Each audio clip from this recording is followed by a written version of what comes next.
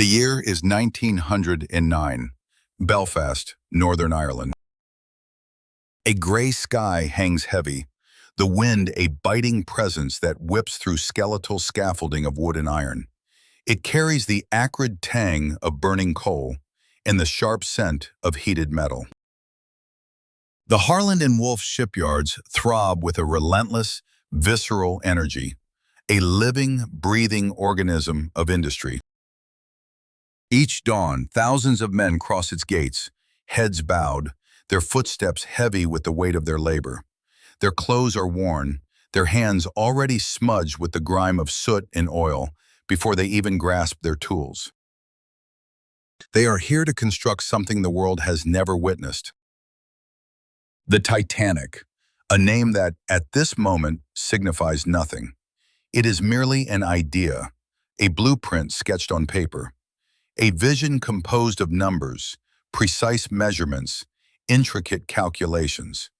Yet hidden within those pencil lines lies an ambition of unprecedented scale. The audacious dream to conquer the vast, unforgiving ocean, to build a vessel that would be the largest, the safest, the most powerful that humankind had ever dared to conceive. The work is ceaseless, a grueling, deafening symphony of exertion. Steel is bent, welded, forged. Every single component demands immense strength, unwavering precision, and profound sacrifice. The days blur into an indistinguishable rhythm of hammering, the sharp commands of foremen, the piercing shriek of steam escaping from pipes. Slowly, piece by painstaking piece, the Titanic takes shape. Newspapers begin to whisper its nadir. Others, with a near religious fervor, proclaim it unsinkable. But this is a dangerous illusion. No one truly knows. No one can foresee the future. For now, it is merely a stark, skeletal form, still firmly anchored to the earth. Then comes the moment, long anticipated, the 31st of May, 1911. Under the gaze of an immense, expectant crowd, the Titanic is launched. It slides ponderously and majestically into the water. The air erupts with the roar of sirens and the thunderous applause of thousands packed along the docks. The giant is officially born. But its true story has yet to begin. No one truly knows this vessel yet. No one has set foot within its grand halls. Its heart has not yet begun to beat.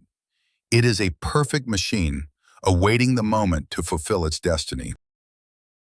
And that destiny finally arrives with the quayside teems with life before dawn. The sky is clear, the air crisp and invigorating. A vast crowd gathers before the ship, drawn as if by an invisible magnetic force. The Titanic stands before them, immense, immobile, an awe-inspiring spectacle. Nearly 300 meters long, as tall as a modern skyscraper. Its 4 colossal funnels pierce the brilliant blue sky. It is impossible to behold it without feeling utterly insignificant. Families cling to one another in prolonged, uncertain embraces. Some smile, their faces alight with anticipation. Others weep silently, their hearts heavy with unspoken fears. Men, women, children, are some embarking on a journey of no return? Who dares to hope for a homecoming? The air is thick with dreams, anxieties, and the silent, profound hum of a world holding its breath before the vast, indifferent expanse of the sea. They stand on the dock, unaware of the destiny that awaits them. Yet in this singular moment, every eye is fixed upon the same spectacle. A vessel, a promise, a dream made manifest. The Titanic is about to embark. Gangways are lowered, final checks are conducted.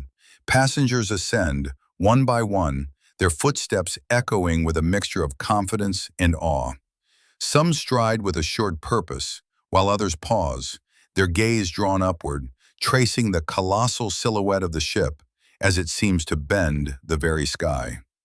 This is the threshold where the unknown opens before the Gilded Age. Stepping across that boundary is to enter another world. The interior of the Titanic unfolds, a realm utterly beyond expectation. For those entering first class, the experience is one of opulent grandeur. Vast, luminous corridors, adorned with intricately carved wood paneling, gleam under the light. Plush, thick carpets, imbued with subtle fragrances, cushion every step. Every detail whispers of an elegance, an order, a wealth that defines an era. It is less a ship at sea, more a floating palace, a grand hotel of unparalleled splendor. And then, the staircase, a breathtaking cascade of wrought iron and polished wood, crowned by a magnificent glass dome. Natural light streams through, bathing the gilded surfaces in a warm, ethereal glow. At its apex, an ornate clock, supported by allegorical figures, presides over all. Each passenger encountering it for the first time pauses, a hushed, almost reverent silence falling upon the space. This floating city offers every conceivable amenity: a ladies' reading room, a library, a smoking room for gentlemen, a gymnasium equipped with the latest apparatus, a Turkish bath, a squash court, even a swimming pool. One could inhabit this vessel for days, weeks, and never feel the absence of solid ground. For many, this is an almost unbelievable reality. Yet even on the lower decks, where second and third class passengers make their passage, the Titanic remains a marvel. The cabins are neat, clean, and surprisingly well lit, a stark contrast to the vessels of the past. Families of immigrants settle in with quiet dignity, arranging their few belongings, drawing strength from one another. Children's laughter rings out, while adults gaze at the low ceilings and smooth metal, touching a future they had scarcely dared to believe possible. Meanwhile, on the open decks, the crew moves with practiced precision. At the helm stands Captain Edward Smith, a figure of imposing stature, his white beard framing a face of calm authority, his uniform immaculate. The most experienced captain in the White Star Line's fleet, this voyage is to be his last before retirement. His presence alone instills a profound sense of trust and security.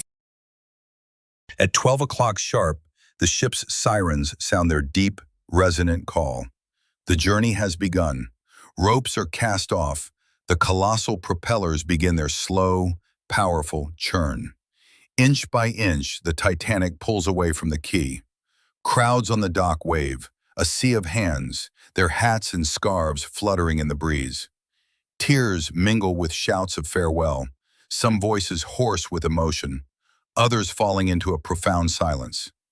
They watch, transfixed, until the great ship curves out of sight, disappearing beyond the bends of the river. The Titanic is officially underway, its destination, New York. But for those aboard, the allure is not the distant shore, but the intoxicating present. They are sailing on the pinnacle of human achievement, a testament to an age of boundless ambition. They are sailing into a future that, for all its brilliance, remains profoundly, tragically, unwritten. The air, thick with the scent of coal smoke, hangs heavy. Black plumes billow from the towering funnels, a stark contrast to the endless expanse of the sea. Waves part before the ship's prow, a relentless surge against the hull. Sunlight, diffused by a blanket of clouds, offers a fleeting warmth, a promise of the ocean that awaits. In the days to come, this colossal vessel will make port in Cherbourg, France, then Queenstown, Ireland. From there, it will embark on the grand traverse of the Atlantic, a journey spanning approximately 1 week, covering nearly 4,500 kilometers. It is a route etched into maritime history, a path already trod by hundreds of ships, yet none had ever sailed. The ocean for now is placid. The Titanic glides forward, a monarch upon its throne. Each dawn, as the sun crests the horizon, its rays glint off the pristine white metal of the superstructure. The decks gradually awaken, filling with the murmur of footsteps, the swell of voices, the vibrant pulse of life. Passengers emerge from warm cabins, enveloped in the seamless comfort of impeccable service. Some immediately seek the railing, drawn by the allure of the sea. Others linger, allowing the gentle motion of the ship to lull them a moment longer. Time aboard seems to exist in its own ethereal dimension. Within the opulent confines of first class, life unfolds in a gilded sphere. Each morning, white-gloved stewards present tea and coffee. Ladies convene for conversation, their elegant coats rustling as they promenade along the deck. Gentlemen retreat to the smoking room, engrossed in newspapers, discussing business ventures, recounting tales of past voyages. An apparent calm pervades, a profound sense of security meticulously crafted from luxury and the unshakable conviction that nothing could possibly go awry. Every meal is an occasion, a meticulously orchestrated event. Menus, penned in French, present a succession of dishes, a ballet of exquisite flavors and artful presentation. Soups, oysters, fillets, pastries, each course a masterpiece. Discreet lamps cast a warm glow upon the tables, where crystal glasses chime with delicate resonance. The hushed atmosphere is broken only by the gentle strains of the piano. It is a scene that feels ageless, a perfect tableau from an untroubled world.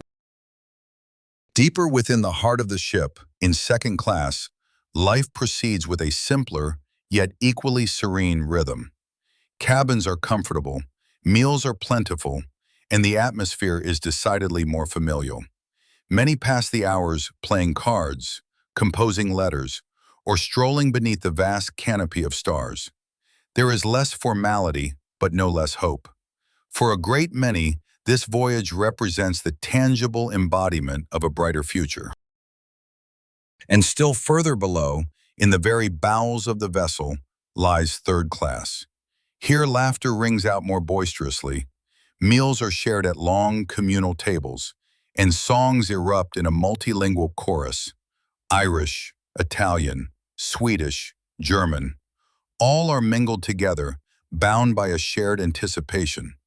Children dart through the corridors, their parents speaking in hushed tones, clutching tightly to documents, photographs, cherished memories. These are people who have left everything behind, packing their entire lives into a single suitcase, gazing towards America as one might behold a distant, shimmering mirage. All around them the ocean stretches, immense, silent, cold. By day its surface transforms into liquid silver under the sun. By night it dissolves into impenetrable darkness, a black mirror reflecting the distant stars. The Titanic presses onward, unhindered, powerful, confident, colossal. No one speaks of peril. No one entertains fear. They are adrift in a dream of progress, a testament to human ingenuity, sailing towards a horizon that held, for some, the promise of salvation, and for others, an unimaginable oblivion. The sheer scale of their undertaking, the unbridled optimism, the profound trust placed in steel and steam, all stand as a poignant monument to a moment in time when humanity believed itself master of all it surveyed. The vessel was too grand, too novel, too flawless. Yet each night, within the radio room, messages arrived. Reports, warnings, sightings of icebergs directly in their path. But days bled into one another, and no tangible action was taken. The sky remained clear, the sea deceptively placid. Captain Edward Smith held his course, the engines pushing the ship ever faster. The ambition was clear, to arrive ahead of schedule, to prove the Titanic was not just magnificent, but also the swiftest. With each passing day, the propellers spun with increased ferocity, and with each revolution, confidence swelled. No one aboard could fathom what lay in wait, hidden and silent, in the frigid expanse of the North Atlantic. April the 14th, 1912, a Sunday. 4 days out from port, the Titanic sliced through a sea of glass. It was too calm. The waves seemed to have vanished, leaving the ocean as a vast, unbroken mirror. As the sun dipped below the horizon, it painted the sky in breathtaking hues of orange and violet. Passengers emerged onto the decks, drawn by the spectacle. Some raised their cameras, capturing the fleeting beauty. Others stood in silent awe, mesmerized, almost hypnotized by the sheer magnificence. But those who truly understood the sea knew this tranquility held a hidden danger. A calm sea could be far more treacherous than one whipped into a frenzy by a storm. That evening, the temperature began to plummet with alarming speed. The air grew sharp, biting. Sailors, their faces already ruddy from the elements, began donning heavier coats. The sky above was a flawless, star-dusted canvas, devoid of clouds. There was no moon to cast a guiding light, only an enveloping darkness. The stars, however, seemed to burn with an unusual intensity, piercing the blackness. Back in the radio room, the dispatches continued to flood in. Icebergs sighted to the north. Icebergs directly on the projected route.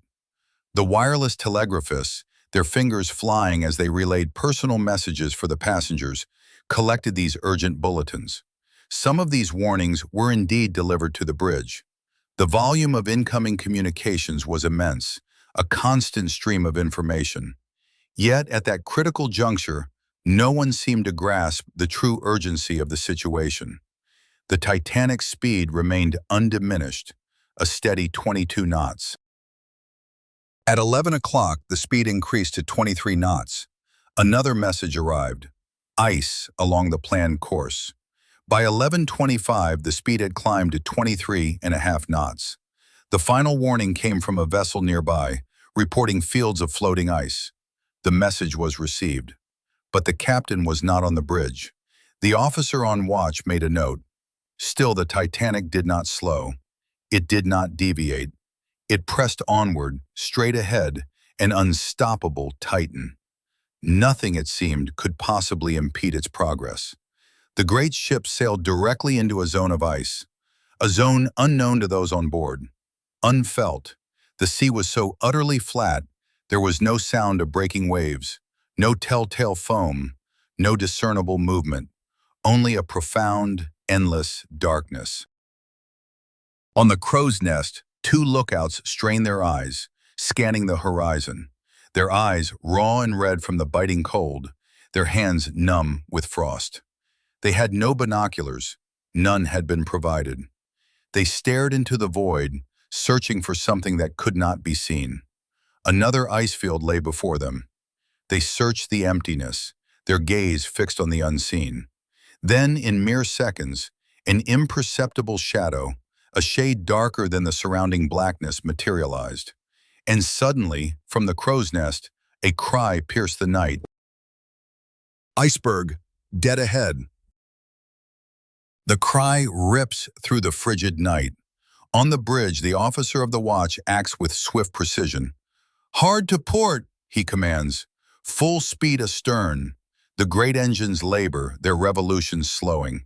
The helm spins, a desperate attempt to turn the colossal, ponderous mass of the Titanic. Maneuvering begins. But it is too late, too close, too fast. At latitude 41 degrees, 27 minutes north, and longitude 49 degrees, 57 minutes west, the steel giant scrapes against the ice. There is no violent collision, no deafening explosion, only a strange, grinding sound, a long, drawn-out rasp along the hull. An unusual noise, deep and resonant, that traveled. Some passengers, deep in conversation or lost in thought, scarcely notice. Others pause, their chatter ceasing, heads tilted, listening. But no one truly comprehends the catastrophic event that has just transpired. Below decks, in the forward compartments, something stirs. A sudden vibration. Water begins to seep from beneath. Cold, Icy, viscous. It ends. Something is wrong. Run, they cry. Check the watertight doors. But the water is faster. Captain Smith is roused from his sleep. He rushes to the bridge. Thomas Andrews, the ship's builder, is summoned. Together they descend into the bowels of the ship. The scene is starkly clear. 6 compartments are breached.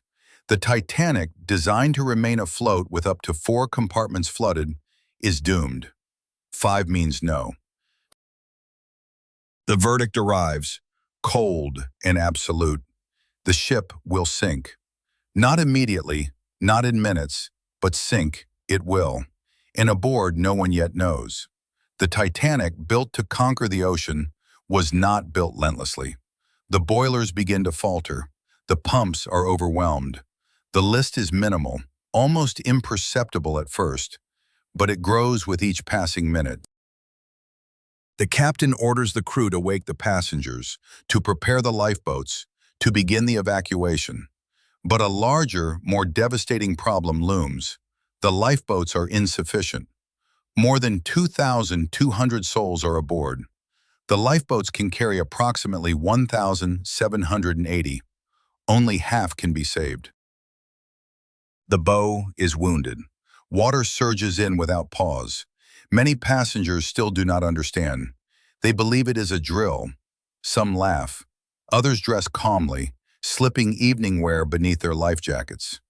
The sheer impossibility of it all, the idea that this unsinkable marvel could founder, is too much to grasp.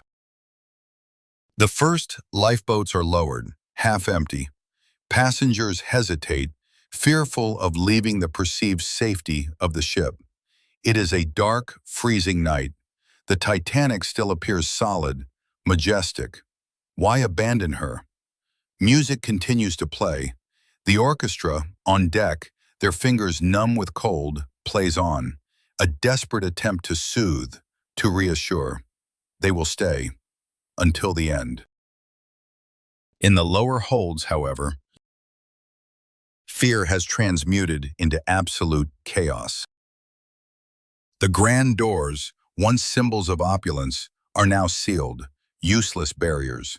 Water, an insidious tide, surges through the corridors, transforming them into drowning channels. Families, their faces etched with terror, desperately seek an escape that no longer exists. The innocent cries of children pierce the cacophony, met by the raw, primal screams of mothers. Some, in a desperate surge of survival instinct, attempt to force their way to safety. A few succeed, their desperate scramble rewarded by a fleeting chance. Many do not. The Titanic, once a marvel of engineering, a floating palace, is now a dying behemoth. Its proud bow dips precariously low, a stark visual testament to the catastrophic loss of equilibrium. Aboard, the initial disbelief has shattered, replaced by the chilling, collective realization of impending doom. Screams erupt, a wave of pure terror washing over the decks. The water is everywhere, an all-consuming presence. Lifeboats, meant to be their salvation, are tragically few, a stark contrast to the hundreds of souls still trapped aboard. The stern begins its slow, inexorable ascent, lifting into the frigid night sky. The majestic vessel is no longer a ship.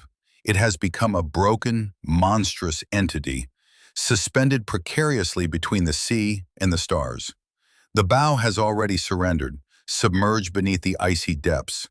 Water has breached every level, inundating cabins, swallowing corridors, and filling grand dining halls. The ocean, once a backdrop to their voyage, now reigns supreme. Those still clinging to life scramble upwards, seeking any precarious perch, any sliver of hope against the rising tide. The deck, once a promenade, is now a terrifyingly steep incline. Some lose their grip, their desperate fall echoing with the sickening thud of bodies against metal. Others cling with white-knuckled desperation to railings, to stanchions, their grip a fragile defiance against the inevitable. But time has run out. At 2:18 in the morning, a deafening roar rips through the night. It is a sound of unimaginable destruction, a terrifying symphony of tearing metal and collapsing structure. The Titanic, the unsinkable ship, breaks apart. The noise is akin to a colossal city imploding, steel twisting and exploding, immediately a violent suction pulling it into the crushing abyss. The stern, for a few agonizing seconds, hangs suspended, eerily still against the star-dusted canvas of the sky. Then, it too begins its descent. First, a slow surrender, then an accelerating plunge. The colossal propellers churn the water one last time, a final, futile gesture towards the heavens before vanishing into the darkness, dragged down by the immense weight of the dying giant. In the span of mere minutes, the largest ship the world had ever known disappears forever.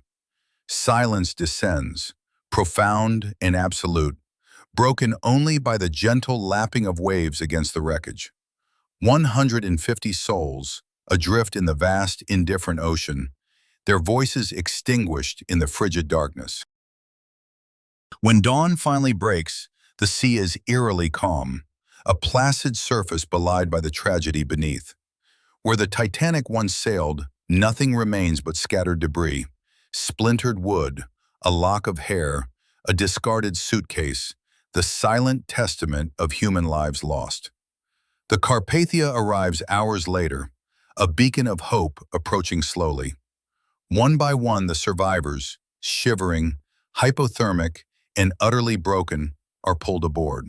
Some weep uncontrollably, others are struck mute, their minds unable to process the horrors they have witnessed, the immense losses they have endured. They are 705 souls, a fraction of those who set sail. More than 1,500 were left behind, swallowed by the unforgiving chill of the Atlantic.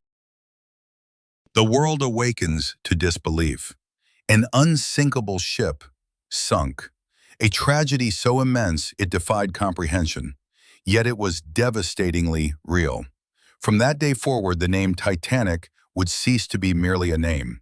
It would become a legend, a chilling reminder, a monument of steel resting in the silent depths, a profound lesson etched into the collective memory of humanity.